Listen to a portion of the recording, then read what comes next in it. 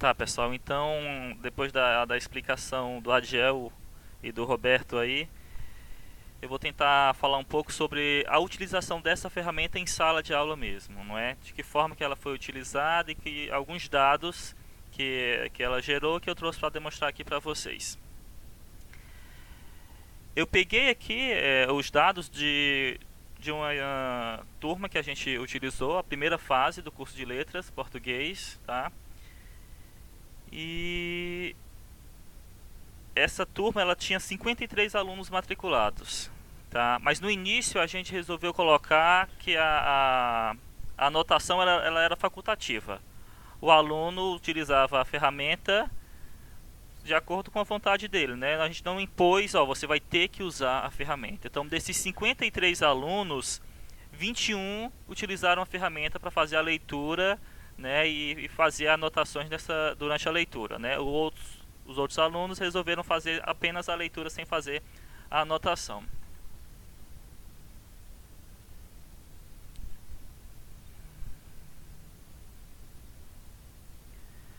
A primeira leitura foi o alto representado na festa de São Lourenço, né? Daí a gente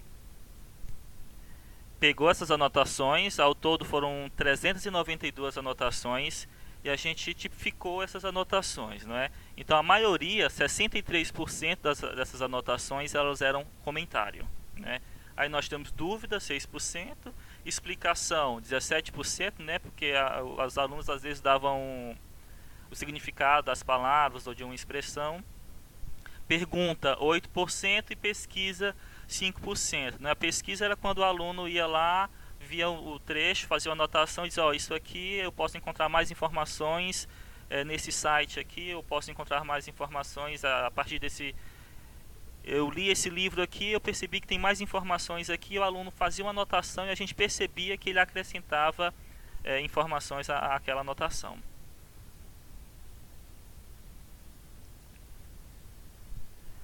Nós também resolvemos avaliar a qualidade dessas anotações, né? Eu, a Isabela, o Alquimar, depois nós pegamos cada uma dessas anotações e a gente deu nota para essas anotações, que elas iam de A, B ou C, né? Então a anotação do tipo A era a anotação que era pertinente, a anotação que trazia informação ao texto e que tinha uma ligação bem direta com aquilo que era lido e que estava anotado.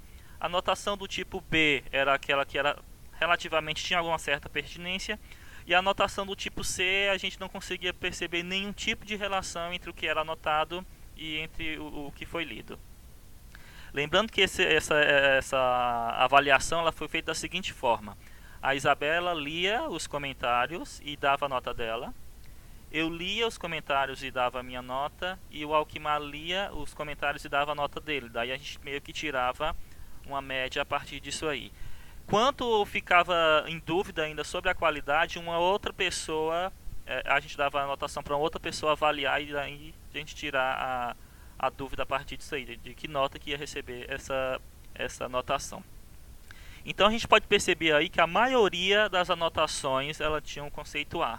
Ou seja, nessa obra do alto representado na festa de São Lourenço, a maioria dos alunos, cada barra dessa daqui indica um aluno e aqui a quantidade de anotações que esse aluno fez.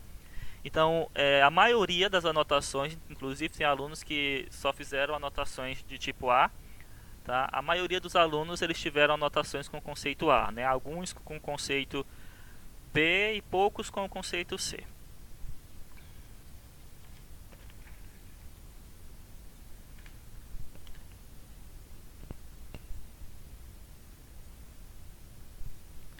Certo. A segunda leitura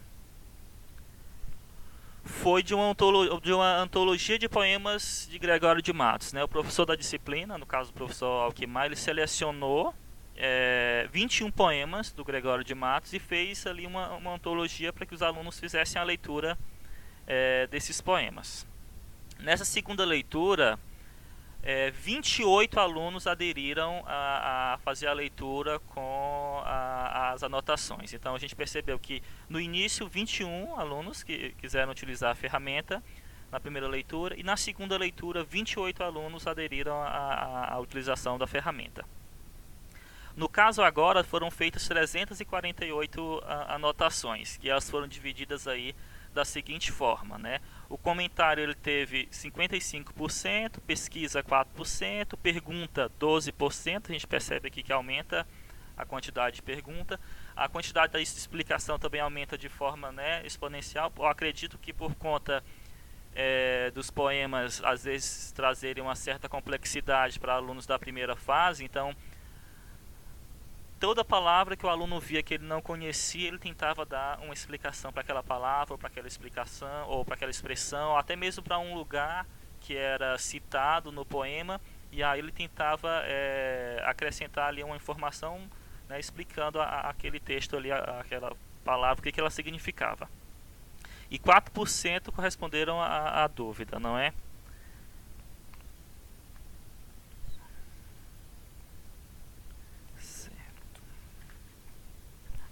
Nós também avaliamos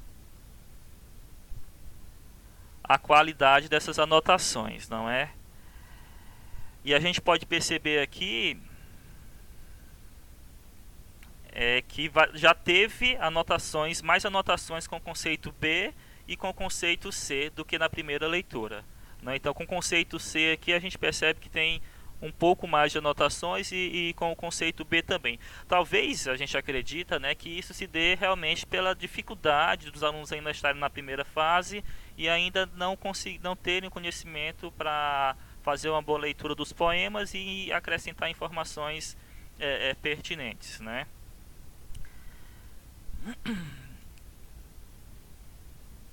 Certo. Outra coisa também que a gente notou é que da leitura anterior para essa leitura aumentou o número de perguntas. Né? Aumentou o número de perguntas. Ela agora corresponderia a 12% das anotações, ou seja, 12% das anotações que foram feitas, das 300 e algumas anotações que foram feitas, eram perguntas, não é? Então o professor, na maioria das vezes, via o ícone lá que relacionava a pergunta, né, que é um ponto de interrogação, e em sala de aula ele tentava responder essas dúvidas dos alunos, não é? Então a gente percebe que de leitura para leitura o tipo de anotação ele muda, né, de acordo com a leitura. Nós partimos então para uma terceira leitura na mesma disciplina, que foi desculpa, aqui é só o gráfico que mostra desculpa, esse é o sermão da 60ª, tá? O gráfico do sermão da 60ª. Então, a gente passou de poema para prosa, não é? A leitura dos poemas agora para a leitura de prosa. Então, volta a ter uma grande quantidade de comentário, não é? Que os alunos, eu acredito que eles achavam mais fácil, né, anotar prosa por ser um texto corrido, não é? E pesquisa a gente não notou nessa leitura, que os alunos não fizeram quase nenhuma pesquisa. Pergunta 3%, explicação 16% e dúvida 3%. Então a gente percebe que a maioria das anotações elas foram de comentários. A gente também avaliou a qualidade dessas anotações. A gente percebe que houve um decréscimo no número das anotações, tá? Os alunos aqui, até mesmo por conta, acredito, de estarmos no final do semestre já nesse tempo e os alunos já estarem cheios de coisas para fazer, provas e terminar as outras disciplinas, eles já fizeram a leitura com menos anotações. A gente consegue perceber aqui que o número de anotações já é bem reduzido. Foram feitas ao todo 242 anotações, tá? Por 21 alunos, né? O que correspondeu, a gente fez o cálculo, a 11,5 anotações por aluno. Ainda é um número significativo. A gente percebe que esse aluno aqui, em todos os gráficos, ele desponta na quantidade de anotações. No caso aqui ele fez quase 70 anotações, né? Nos outros, ele sempre é ó, tá aqui.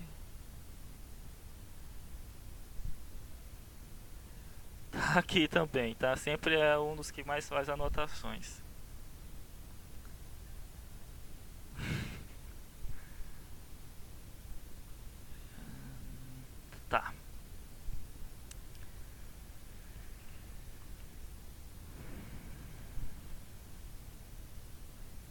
Então, mesmo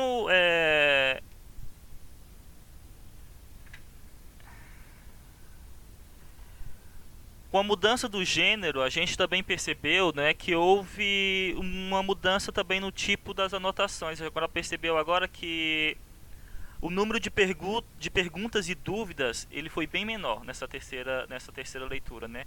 Já havia mais comentários e o número de dúvidas ou perguntas ele foi reduzido bastante, não é? Nessa última leitura aqui, pouquíssimas, né? A gente consegue perceber que mais expressivo nesse aluno aqui foram as leituras de tipo B e menos ainda as leituras que a gente classificou como tipo A. Então, se a gente analisar cronologicamente aí todas as tabelas dos tipos de anotações, a gente vai ver que ao longo da disciplina, as leituras do tipo B e C, elas foram diminuindo.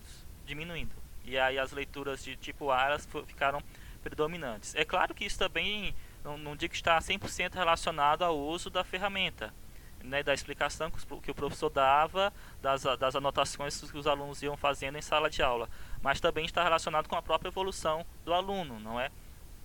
Da formação dele, mas também a gente não deixa de acreditar que o uso dessa ferramenta ela tenha, de certa forma, ajudado para que esses alunos eles tivessem essa anotação deles avaliada primeiramente uma boa parte em B e C, ou pelo menos um número mais significativo, e quando chega já no final do semestre, nas últimas leituras, essas anotações elas já tinham uma qualidade maior. Acho que esse é o último gráfico.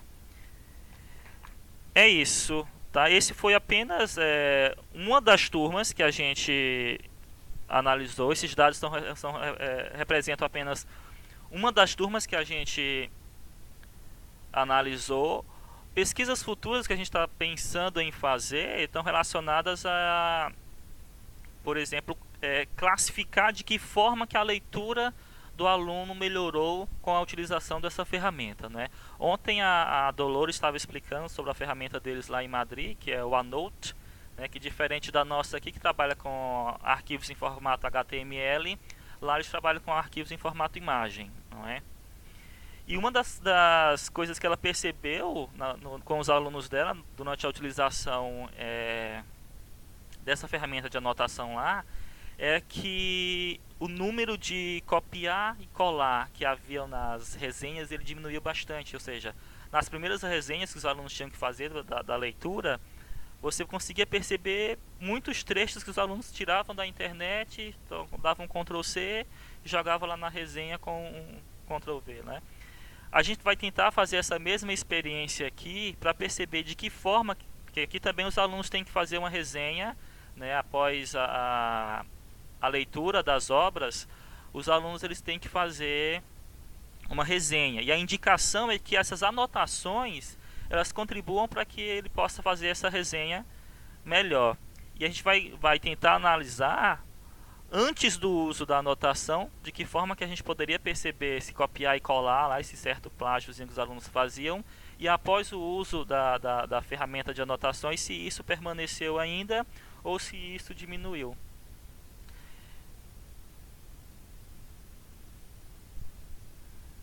Eu acho que por enquanto é isso. Qualquer dúvida, tá? A gente está aqui para responder. Eu, Roberto e o Adiel. Obrigado.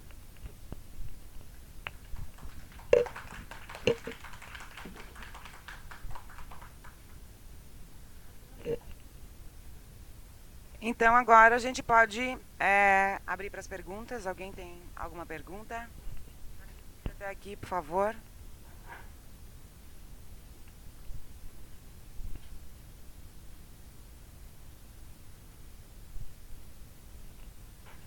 Olá, gente, bom dia. Não, eu fiquei bem surpresa de ver o trabalho que vocês fizeram. Daquela última vez que eu estive lá com vocês, que eu estava, né, peruando um pouquinho no meu estágio, que aquelas visualizações a gente não tinha ainda, né? Então fiquei bem contente com o que foi feito. Tem uma questão para você e outra para ele. Primeiro para Diel. Na verdade é mais uma dúvida mesmo, porque eu não acompanho as discussões sobre essa diferença entre anotações independentes e textuais das semânticas, né? Então, eu não sei qual foi o critério que vocês utilizaram para nomeá-las, porque quando você estava explicando, e aí você me corrija e me explique, porque às vezes eu posso estar também equivocada e ter entendido mal o que você estava explicando. Que, assim, para mim, na leitura de um texto, aquilo que poderia ser tido como independente, pode ser também textual, mas aí você colocaria outro nome. Porque pela linguística textual, a gente tem pressuposto, tem subentendido e tem as coisas implícitas, que você não pode marcar materialmente, mas que a gente considera, isso pelo viés, eu não sou da linguística, né, mas a gente de letras acaba estudando bastante essas coisas, então assim, a gente é textual, a gente não pode dizer que não seja textual, porque até os silêncios do texto são textuais, né, as lacunas e tudo. Então, como é que a gente poderia dizer isso? Segundo a linguística textual, você pode marcar como implícito, como subentendido. Então, não sei, estou pensando mais na questão da terminologia e não sei se eu entendi bem, tá? Porque, pelo que eu entendi, talvez essa independência é que me incomode um pouco, porque não é tão independente, é o texto que produz, né, aquele sentido. Sim, não, terminologicamente a gente está bem fraco aqui, na verdade, porque esses foram termos que eu tirei do bolso. E eu não tô contente com eles, já mudei de ideia. Uma vez eu chamava de identificável, não sei se vocês lembram. Mas é a mesma coisa. Não, é que aí que tá, esses termos aí não tem nada a ver com linguística, com análise textual, com teoria literária. O textual que eu quis dizer é assim, ó, tá preso no trecho anotado do texto. Foi textual nesse sentido. Entendeu? Sim.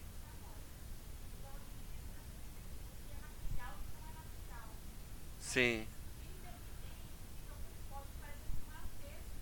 Sim. Entendi. Você está sugerindo chamar uma de material, aquela que está presa no texto ali, e a outra imaterial, ou o quê?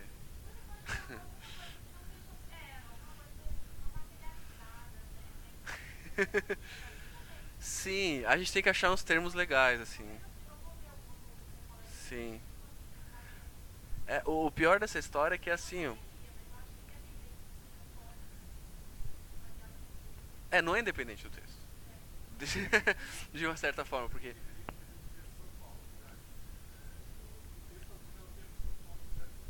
Sim. Aí que tá, só que nem toda cidade é independente do texto. Porque se eu tenho uma cidade fictícia, aí.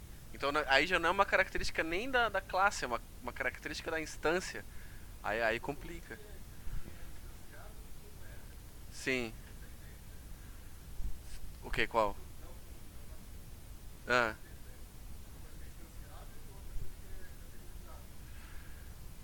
Não sei, é porque aí que tá. Essa é uma distinção que aparece na prática, não na teoria. Entendeu? Na teoria, elas são todas anotações semânticas, elas são todas idênticas. Elas são. As duas geram. A diferença é que uma anotação daquela que a gente está chamando aqui de textual ou de material, alguma coisa assim, ela não tem como aparecer na visualização gráfica. Porque você vai colocar o quê? Uma metáfora voando lá? Entendeu? Não, você marca os dois. Você-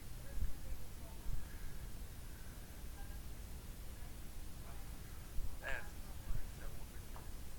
Espero que eu não me- Bom dia, eu sou a Maíla e assim, eu não conheço nada da área de letras, né? Vou falar acho que do olhar da biblioteconomia, que a gente vai entender o objeto que vai ser categorizado como caixinhas, né? Que você vai colocar dentro daquela caixinha e o que está naquela caixinha teoricamente não deveria estar naquela porque aquela caixinha tem características e por isso que ela está naquela. Mas óbvio que tu pode ter elementos que estão em duas caixinhas. Ok. E daí, o que eu penso sobre isso? O que ficou para mim muito claro na explicação da Diel em relação ao que é o independente textual é que o independente ele está presente no texto em vários lugares do texto. Isso para mim ficou muito forte, assim. E o textual, ele tá amarrado àquele trecho, ele está presente apenas ali. Lógico que, como ele disse, a metáfora, existem outras metáforas no decorrer do texto. Então não quer dizer que eu, por encontrar uma metáfora, ela só esteja lá. Ela pode, mas aquela especificamente está lá, correto? Então eu vejo a independente no sentido de localização do texto. É nesse sentido. Por exemplo, a raposa, ela está no primeiro parágrafo, ou que seja, na página 1, mas ela volta lá na página 50. Então, quando ele diz independente, é fisicamente falando no decorrer do texto, correto? Então, o independente, digamos que é a característica mor daquele elemento. Instância, enfim. E a textual, ela se repete, mas ao mesmo tempo ela é particular, ou seja, a não ser que eu repita as mesmas palavras, água mole, pedra dura, tanto bate até que fura, ela aparece na página 50 e ela aparece de novo na página 100. Água mole, pedra dura, tanto bate até que fura. Ela é textual, ela passa a ser independente, porque ela aparece 2 vezes, enfim, ela não está presa. Não sei se isso ajuda. Não, é isso mesmo. E realmente, assim, existe uma confusão terminológica, tanto que vocês vão perceber que eu falei inconsistências aqui, de uma certa forma. Porque não são as anotações que são textuais ou independentes, mas sim as instâncias, certo? A anotação ela é só um trechinho que você pega e aponta para uma anotação, para uma instância, entendeu? Mas é isso que ela falou, assim. Mas existe de fato essa confusão terminológica, e uma terminologia não tanto confusa, mas quanto ela falta expressividade, alguma coisa assim que indique com mais clareza. Mas sim. Num termo que, por exemplo, você da área de literatura, você questiona esse tipo de coisa. Se a gente levar para alguém da computação, vai questionar outro. Independente no banco de dados, sei lá, entendeu? Então a gente tem que ter um termo mais neutro, assim, né? Eu concordo nesse sentido. Eu não tô contente, assim. Ah, então, mas sabe qual é a parte boa da história? É que quando você tá anotando, você nem percebe a existência disso. Você nunca chega e diz, essa é uma anotação textual, essa é independente, nunca. Entendeu? Isso é uma consequência da maneira como as coisas são, basicamente. Só na hora de visualizar. Sim. Isso. Basicamente, como é que foi? Assim, um pouquinho. Eu tenho um tempinho? É, sim. Não, um pouquinho de história, assim, ó. Fala.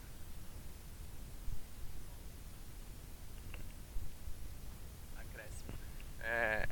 A discussão aqui está bem interessante. Eu acho que tem uma coisa que é bem inerente, o Adiel vai entender isso. A própria definição de ontologia, ela já é bastante variada. Tu vai encontrar N coisas. Então, assim, é algo que está bem implícito a isso. Tu definir uma ontologia de forma completa é muito complexo. Então, essas pequenas pontualidades são difíceis de... É a posteriori. Tanto que surgiu a posteriori isso, entendeu? Sim.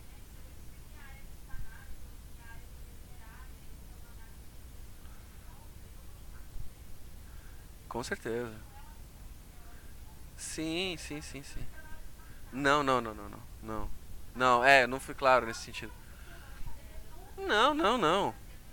Não. Isso aí não tem problema, não.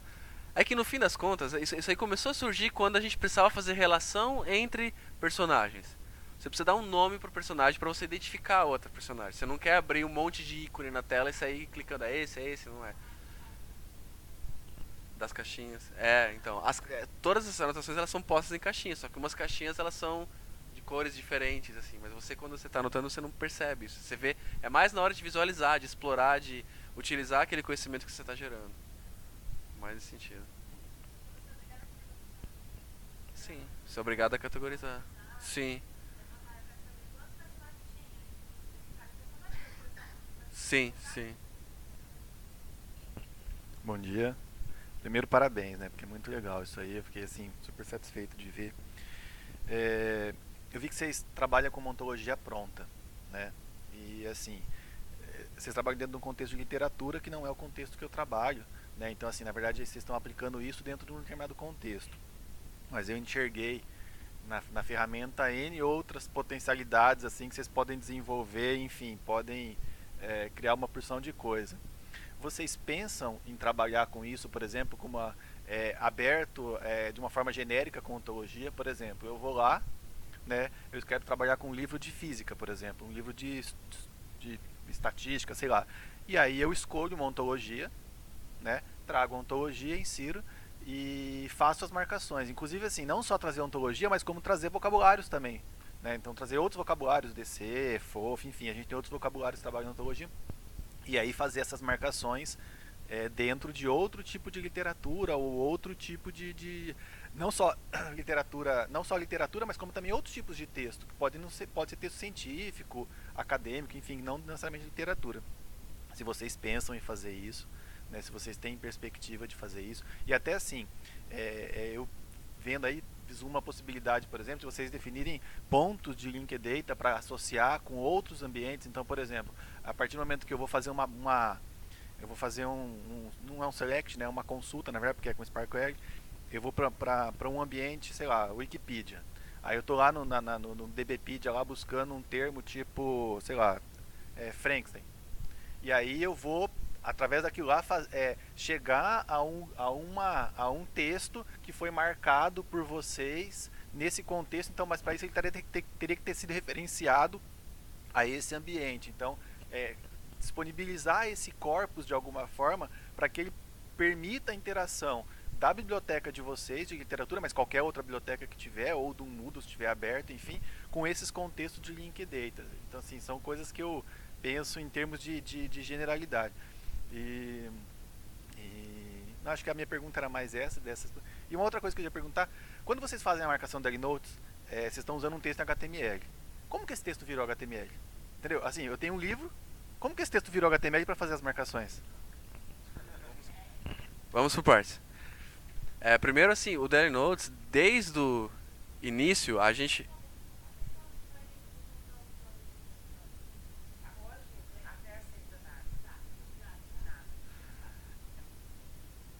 Aqui, fala. Vamos voltar, vamos por partes. Assim, ó, então, desde do momento da concepção, a gente nunca fez o Daily Notes específico para literatura. Tanto que a ontologia é só você importar outra ontologia. É totalmente possível. Tanto que eu não entendo aquela ontologia nem metade dela. Entendeu? Mais ou menos assim. Digamos assim, ó, não é um processo que eu tenho que ir lá no banco de dados, ter uma interface, só que falta colocar um contornozinho, ficar mais bonitinho, mais acessível. Mas o fato é que isso aí tem um formulário já feito ali e tal, não é um negócio que é manual, de forma nenhuma. A gente atualiza ali o nosso FreeMind e tal, vai ali e importa. O que poderia acontecer, que eu prevejo que talvez seja um problema, é o seguinte. A gente, como eu falei, a gente tem uma visão restrita do que é uma ontologia. Não é tudo que você colocar numa ontologia RDFS que ele vai suportar. Mesmo porque isso aí complicaria tanto o escopo do projeto a ponto de inviabilizar. Então a gente preferiu avançar nesse lado aqui e deixar essa parte para resolver alguma outra hora, né? Mas o fato é que é possível. Totalmente possível fazer isso. Sim. Mesmo porque gerar ontologia não é fácil. Essa ontologia aqui a gente ficou muito tempo fazendo ela para conseguir chegar nesse termo. Com relação à segunda parte da tua pergunta, sobre integração, a gente tem alguma coisa que a gente já começou a fazer. Deixa eu ver aqui se eu clicar em exportar vai dar certo aqui. Olha, ele já está de certa forma exportando em RDF, né? Mas a gente quer tornar isso acessível através de um Sparkle da vida. Entendeu? Para colocar assim, eu quero rodar uma consulta Sparkle aqui e ele vai buscar as instâncias sem eu precisar ficar clicando na instância. Né? A gente está em vias de fazer isso.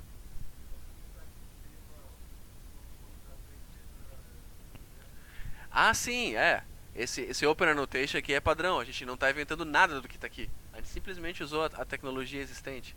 Então aqui olha, ele já está extraindo aqui o texto, já está associando com as instâncias aqui. Se a gente clicar, eu não sei se ele vai deixar eu clicar, mas não vai. Mas se eu clicasse em cima, ele abriria, tá tudo funcionando já. Então é uma questão de colocar um Sparkle em cima mesmo.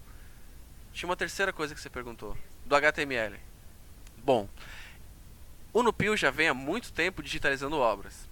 Aí eles pegam essas obras, pelo menos era o processo até esse ano eles estavam fazendo assim, eles pegavam as obras, colocavam no Word, formatavam bonitinho, e aí exportavam isso para HTML. A gente não tem como sair anotando um HTML puro. Quando a gente começou a fazer o Daily Notes, a primeira alternativa foi seguir aquela que tinha sido usada na versão original do Daily Notes, que é você utilizar o mecanismo de seleção do browser. Que você seleciona o texto e tenta capturar o texto e tal. Só que aquilo ali se mostrou muito difícil de usar e muito específico para o browser. Aí só funcionava no browser, não funcionava no outro, dava problema, era um inferno, assim. Sem contar que tinha daí várias questões que não davam certo, do tipo, você não conseguia fazer uma anotação que tivesse um overlap com a outra. Então dava um monte de problema. Aí a gente resolveu fazer, na prática, assim, vamos resolver o problema. Como é que a gente resolveu? A gente marca as palavras do texto com tags spam ali. E aí cada tag spam a gente atribui uma ação JavaScript, um CSS. Então por isso que quando eu vou em cima da palavra com o mouse, o CSS aqui está dizendo para ficar em amarelinho e tem um evento associado. Então quando eu clico aqui em cima, ele processa o evento.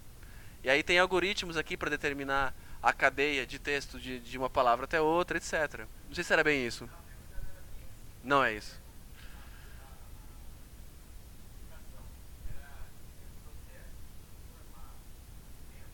Ok.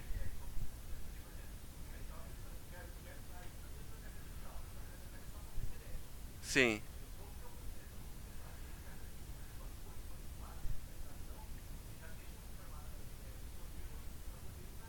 Isso. Sim. Eles usam OCR, aí revisam no Word. Isso. Sim. Atualmente a gente está mudando o processo para ele ser armazenado a forma primária dele no TEI. Eu não sei se você conhece o TEI. Então a gente está começando a usar o TEI, que daí a ideia é colocar, por exemplo, aqui o texto. Isso aqui é uma mera visualização, não é o formato oficial. Se você quer, você vai no rodapé lá, baixa o XML e tá ali o formato oficial, que seria o TEI, por exemplo, né? E daí com isso a gente já vai facilitar um monte de coisa. Não, não, não. Ele roda em qualquer browser, menos Internet Explorer velho, né? Se você, se você pegar o 9, 10, já vai abrir, sim. Não, isso aqui isso foi uma coisa que eu também queria fazer desde o início. Né? A gente não quer fazer plugin, a gente não quer Java, a gente não quer Flash, é tudo HTML. A gente quer colocar a visualização, por exemplo, HTML5 com SVG. É tudo tecnologia de ponta, assim, pra ficar bem portável. Muitas são plugins. Não, é que plugin é meio que trapacear, e aí também fica. Tipo assim, eu fiz um plugin. Beleza, com plugin você faz qualquer coisa, mas eu quero ver você colocar isso aqui pra funcionar em várias plataformas, né? Imagina. Imagina. Né? Aqui não, aqui você abrir em qualquer browser funciona.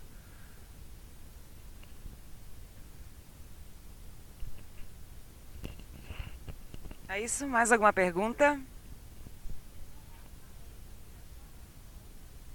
Então venha, Patrícia.